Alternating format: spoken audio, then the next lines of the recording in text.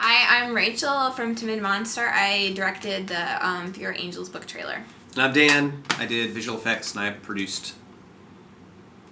That's us. That's us. And we're here today to answer a few questions for the behind the scenes because we didn't finish the film when we said we were going to, so we're basically trying to buy some time. Well, we're not backpedaling really. We want to provide a value to you, dear viewer, and we had some questions that Inger gathered for us, and we're going to try and answer them. So we're buying time. Okay, so today we're going to answer some questions for you guys. We have a list that you sent us, and so we're going to do a little of that, and then probably show you a little behind the scenes of actually shooting the trailer. Cool. What was the first question? Okay, let's pull it up. It's on my phone. Okay. Riveting material. Oh, I know. Okay. Come back here. What's the best part of what you do? I would imagine seeing your vision come to life is an amazing feeling. Would that go first? It is, yeah. I think my favorite part of the whole thing is, so when you're making a film, even if one person has the initial vision for it, you pull together this team, and it's impossible for one person to make the film. So you pull together, your art director and your wardrobe person, and you got your cinematographer that does the lighting and the camera work. Your actors contribute to the performance and all that stuff, and everybody comes together, and it winds up being like this great big symphony. In that moment where you get this step back and take in the whole thing when it's been edited and the color's been added and the visual effects and the sound and all that and the music, take it all in for the first time, and that's always my favorite part, to see everybody's contributions kind of come together all at once. Yeah, I mean, I would definitely like seeing all of it come together finally after you've worked really hard on it. But I think for me, my favorite part is probably more just seeing other people's reactions to it and seeing people get really excited about it and just want to talk about it. Like, that's so much fun for me. Like, just because to me it means that like I accomplished what I set out to do, or like what we all really set out to do, which is use a film to communicate with other people. And knowing that the film's doing that is like really awesome. So, yeah. You want to read the next question? Sure. We're a little janky today. That's okay. We're a janky crew. Number 2. Okay, the next question is, what is the most difficult part of the movie production process? Well, there's a lot of stuff that's really difficult. It kind of depends on the production that makes it the most difficult. I mean, apart from, like, money, I'd say, what did I write down? I don't remember. I'd say, like, I know what it is. I think for me, anyways, one of the most difficult things is kind of making each shot look authentic and making it not look phony, like it's just, like, you're acting, kind of making everything very real, and just kind of things that you imagine in your head that are like, hey, this is going to be a really great idea to try on set, and you try it, and it's just like, oh my god, that looks ridiculous. So kind of knowing how to make that something that's going to look, not just presentable, but really believable is one of the harder parts. Yeah. Most difficult part. Man, it's hard to name. It's hard for me to name, like, one of the most difficult parts because I love every part of it. I mean, even the morning of the shoot for the Fewer Angels book trailer, our lead actor wound up getting into a car wreck. The guy that was going to play Kale was in a car wreck and was in the hospital, and so we had to dig somebody up at the last minute, get them shaved, get their hair turned black and all that stuff. But I like that so much. I like that ridiculous, absurd, impossible challenge. So the hard part for me maybe is sometimes selling people on the vision can be tricky. Yeah, communication. Yeah, communication, especially if it's going to be some big sci-fi crazy production. Sometimes people are just kind of like, yeah, what are you doing again? And it's just kind of like, no, trust me. All these pieces, they're all going to come together and it's going to be awesome. And they still kind of look at you like, I don't know, what else is tough? I don't know. I mean, like, things like weather are always a challenge, Yeah. The schedule is always a big challenge. But again, I love that stuff. Yeah. I love the uphill fight. I love the hopeless battle. the sheer disparity you encounter on set. I don't know. Yeah, I don't know. I mean, like, other than, like, it's kind of all difficult. And so it's kind of, yeah, it's all difficult, but we like that. So It's okay. Okay. I'll read the next question. It's gonna be fun to edit. Yeah,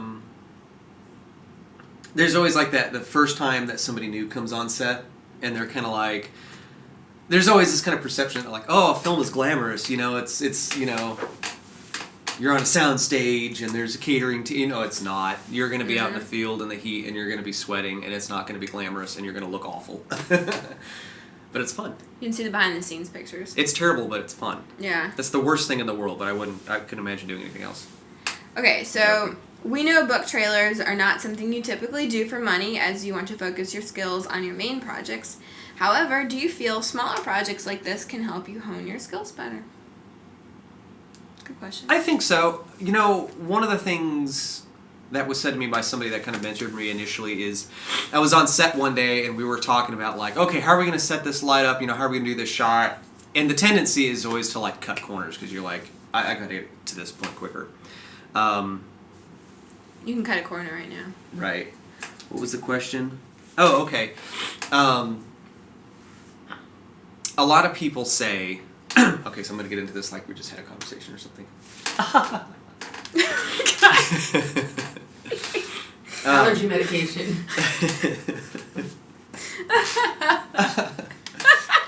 That's real. It was a real fake laugh. That was my fake laugh. So a lot of people say, the saying is, practice makes perfect. And that's not true. Practice makes permanent. Perfect practice makes perfect. So for us, these smaller shoots, the YouTube videos that we make, the book trailers, they're an opportunity to, get the film manuals out, do the things by the numbers, set up all the call sheets and all the schedules and all the directorial materials. And it's a ridiculous amount of work for like a one-day shoot, all the paperwork that you got to do, get all the signatures signed on the release forms and all that stuff. But doing those things perfectly and on point prepares us for the bigger projects. So the answer is yes. It does prepare us. And I think that, or it does like help hone our skills. And I think for like this one, not only, like individually, like just to be able to get out there and practice and do the work, like I think that just as a team, like it gives us the opportunity to like work together because we have a big project coming up, and we haven't really worked on set in a while just because you don't get to do like big projects like all the time. And so like this was a really, really good opportunity for us to just get out there, get a feel for working together again, figure out where some problems are, work through them, and or kill each other. Or murder each other. We weren't sure which we were going to do, but, we opted to not go to jail. So, okay. There you go. Okay, so the next question is, what do you feel are your weakest points of producing/directing? Being that I could never do what you do, I want to know what you two are not, in fact, androids. Yeah, I want to know that you two are not, in fact, androids and do have human fears. So what's our weak points in the producing and directing process? Well, for me, it's always technology. I hate technology, actually. Well, I don't hate it, but technology is harder for me. Just like if I'm ever expected, like if we're doing like guerrilla kind of shooting, I can't light. I have a really hard time lighting scenes and stuff. But I guess like the challenge is always. It's always the same with everything. It kind of goes back to one of the other answers, but communication is always the biggest challenge, just because it's like one of the hardest things to do. And so, I guess I don't want to say that's my weakest point, because it's actually not my weakest point. It's kind of one more of the difficult points for me. But what do you think? I think for me, a lot of times, like, because I am so technically minded and I am aware of the technology and all that stuff, it's very, very easy for me to get like hyper focused on that and to become a bit of a perfectionist with it. Oh, I'll second that. Yeah, and you're not going to get, the risk is that you just don't get things done. Yeah. Because you're always fiddling with little details that maybe the audience doesn't care about and all that stuff. And I had to really learn how to, it's not so much letting go of perfection, but trusting your gut. Because usually your gut instinct is the right thing to do, and it's when you second guess yourself is when you get into trouble. So for me, what's really difficult for me is to trust my initial gut feeling and to run with that, Cool. All right. Your Is it turn. my turn? Yes. Rachel will now read a question. This is from Inger. It says from Inger. We had some casting issues, but it all worked out in the end. How did it feel to be ready to commence shooting? How did it feel to be ready to commence shooting, but to be without one of the main characters? It felt normal. Yeah, it did. It did. I didn't really worry. We were in here shooting, and sorry, I took the answer from you. No, we were in here shooting, and we found out that he wasn't. He was in a car accident, and he wasn't going to come. And I was just like, okay, I'm going to keep shooting. Dan, go find somebody. Mm-hmm. Yeah, this isn't the first time this has happened, and it's like I said, won't be the last. And it won't be the last. Yeah, I mean, this is just one of the challenges of shooting. You have to be a certain type of person to really want to produce films because they call it the white water rafting of the creative jobs, because it's so dangerous and it's so unpredictable, and you can get just derailed in a heartbeat. But I don't know, it's kind of normal. Yeah. It's kind of fun. It is fun. I mean, I liked that because then we ended up with somebody that. I mean, what was really awesome about that situation, I mean, horrible that, our actor was in a car accident, but, we had this guy that looked absolutely nothing like what he was supposed to look like, and within, half an hour, yeah, about half an hour. Our art director completely transformed him, so we were able to shine through those kinds of moments, so that's why it's cool. I mean, sometimes you fail miserably, but, it's okay. Okay, your turn. Okay. Next question. Aside from the Fewer Angels project, do you have any future movies or videos that you are working on? Do we ever? Oh my. Yeah. Tell about Aurora. Yeah, so we are working ourselves up to our first feature film, which is going to be called Aurora Centauri. It's this really awesome sci-fi thing. If you've ever seen and enjoyed Firefly, you're going to love Aurora. It's kind of in that same kind of world. And Rachel, you're writing on one. I'm writing. Yeah, we're always working on something. Yeah. And so kind of our idea is to, since Dan and I both are directors, we each have a project kind of in the works. And so I just, directed Avarice. And so next will be Aurora Centauri. My turn! Which Dan will be doing. And then right after that, we'll go straight into, hopefully the script will be written by then. And we'll go straight into pre-production as we're exiting post-production for the last one. So, yeah. So we kind of have our project staggered right now. We just wrapped up post-production on Avarice, and hopefully you guys have seen that and enjoyed it. And at the moment, we still have a few more little lingering issues with Avarice to kind of deal with, some behind-the-scenes videos and some marketing stuff. So while that stuff is wrapping up, actually, while we've been finishing post-production on Avarice, we've been developing Aurora. And so those two have been kind of concurrent, and then that same thing, that staggering will happen with her next film. So we kind of always have, we always try and have, and we're looking forward, we've got my second feature after her first feature, we have a script for that one as well, so we kind of have projects stacked out for the next couple of years. Yeah, and then I have my dream project. Yeah. So, yeah. We kind of know, or you have to know, we have at least a 5-year plan. We do, so. yeah, we've got about the next 5 years figured out, and hopefully... we'll get to do it. Yeah, hopefully we'll get there. Yeah. We'll see. I mean, it kind of all depends on... Are we able to sell these films and create enough income? I mean, I hate to turn it into a money issue, but... It's not even just money. I mean, it is money, but we need the fans. Like us. Yes. Please like us. Tell your friends. Yes. Start a campaign. We're okay people. Save the Blues. Save the Blues? Yeah. Haven't you seen Save the Blues? I have, yeah. Yeah. Yeah. Well, no, Save the Blues. Save the Monsters. Save the Monster. Yeah, it's Save the Monster. And cut. I don't know your code.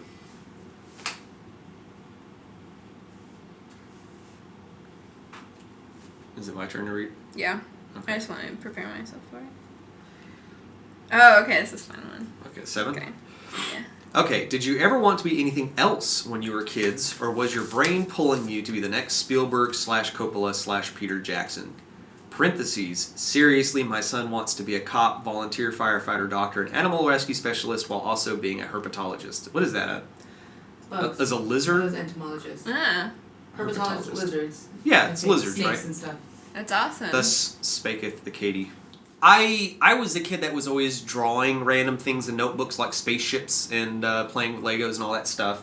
And really the first thing that I wanted to be like passionately was a video game designer. To the point that by the time I was 11, I could program a computer in like 2 or 3 different languages, and I was making, as an 11-year-old, little video games, and they were simple little Mario Brothers type things. But out of that came this big desire and passion to create worlds and to build experiences and to pull an audience into something that I've created, into something that they would enjoy. Pardon me. And after that was music, and I wanted to create these big like rock opera type things, and we did this thing called Danger Couch, where we had all our friends come out and do songs with us at a Christmas show, and it had all this video, and all this stuff eventually kind of like funneled down and culminated into film. And film for me is actually a pretty recent thing. I've only been doing film for the past 5 years or so. So, yeah. How about you, Rachel? You're all snotty. I know, I probably got... Since I can't stop thinking about it. I've got a little bit of a glisten going on under my nose. Yeah, well, I mean, as far back as I can remember, let's see, the first thing I remember I wanted to do, I wanted to be an astronaut because I'd seen Apollo 13, and then I wanted to be a fighter pilot because I saw Top Gun, and then I wanted to be a storm chaser because I saw Twister. And then it was kind of at that point that I realized I really just liked the films, and I wanted to be a filmmaker. So yeah, I kind of, got into the whole adventure of each of the films and kind of knew that that was where I wanted to go. And I wanted to be a filmmaker since I was 12. And I just never really did it until about 5 or 6 years ago. Because everybody in your life kind of tells you not to. And there's good reason. So, yeah. My mom still every once in a while tells me that, hey, what about all that computer stuff you used to do? My dad's like, when are you going to get a real job? I'm like, oh. Nah. Yep. It's pretending to be Dan. Okay. When the author... This is what I have to work with. There are no words. There's only snot. When the author hired you to do this, what was your biggest concern or fear as you began? This is probably what you're going to say, but Yeah. for me, I was a little worried that, we didn't have time to read the book, just in the short amount of time. I mean, we read it as much as we could, but, capturing the author's vision with very limited funds and very limited time and very limited resources around us in terms of what's just available in Memphis. And little things like, there's no snow here, and I think the scene that we shot was supposed to be in the winter, but there's just no snow. It's the middle of summer. Capturing the essence and the character of the book, that's kind of intimidating for me, because the author Inger has written something very, very, very specific, and we have to represent that somehow with the bits and pieces that we're able to cull together. That wasn't my fear. I read most of the book, so I knew the character. Well, okay, good. I'm happy one of us did. Yeah, well, we took it on. I'm gonna read it. My biggest fear is that we just wouldn't have enough money to make what we needed to make, and we really barely. Well, we didn't. We pushed our luck, yeah. Yeah, it was far past our luck, and so. But we did it. But we made it happen. Yeah, so it worked. We made it happen. For pennies. Okay. Number 9. Okay. Number 9. Number 9. Thank you, Yoko. Is there ever any fear that you won't be able to convey the story that you are trying to show? I think we kind of just... That's always my fear. That's every film. Yeah, that's every second of every film for me until it's done and people are seeing it and they're like, I get it. Yeah.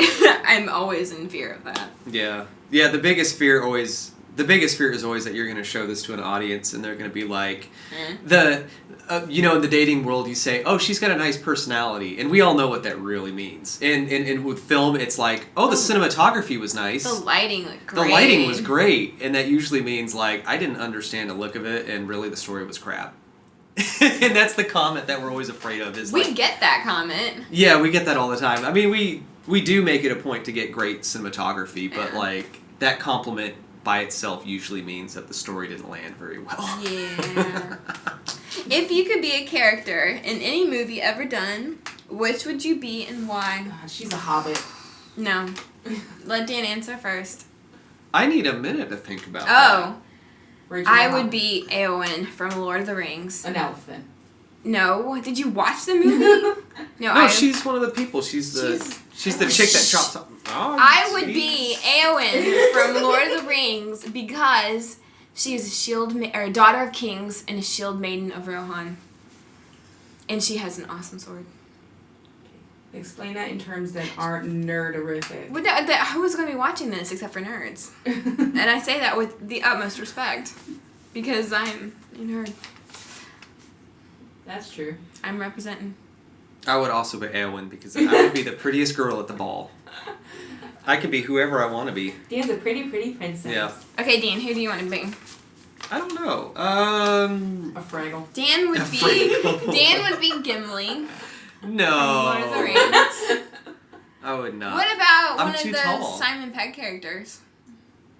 Oh, that could be fun from one of, like, anyone in an Edgar Wright movie. Yeah, No. like someone from, like, Scott Pilgrim vs. the World, because then I could fly That's around. not and- you, though. No, I could kick people and it would be okay. You should Like, I could just punch you through the wall and people would just laugh. No, you secretly want to be Sherlock from that Sherlock show. I want him to be Sherlock. That would be kind of cool, too. If I could have Benedict Cumberbatch's voice, I would do He's it. amazing. I would do it too. I don't find him attractive, though. He's beautiful. Really? Yeah. I like the other guy. He's The Hobbit. He's a hobbit. I think it's time to draw this to a close. I'm so tired. Thank you for watching. Good night. Thank you.